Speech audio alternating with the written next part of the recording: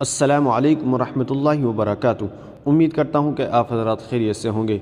ناظرین، کیا روزانہ فجر کے بعد سورہ یاسین پڑھنا بدعت ہے؟ تو چلیے اس کی جانکاری کے لیے ہم جامعہ علوم اسلامیہ کا فتویٰ دیکھ لیتے ہیں۔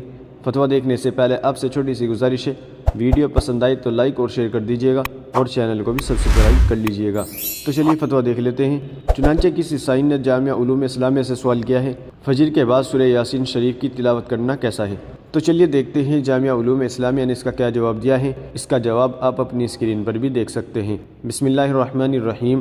سورۃ مسلہ میں صبح کے وقت سورہ یاسین کی تلاوت کرنا فضیلت اور برکت کا باعث ہے، لہذا جو شخص صبح سورہ یاسین کی تلاوت کرتا ہے تو اس کی حاجات پوری ہوتی ہے۔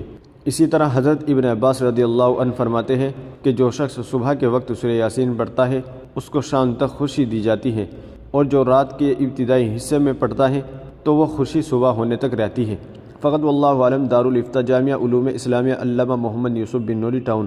ناظرین، امید ہے کہ مسئلہ آپ کی سمجھ میں آ گیا ہوگا۔ ویڈیو اچھی لگی تو لائک کرے، شیئر کرے اور چینل کو بھی سبسکرائب کر دیجیے گا۔ تو چلیے پھر ملتے ہیں کسی دوسری ویڈیو میں۔ السلام علیکم ورحمۃ اللہ وبرکاتہ۔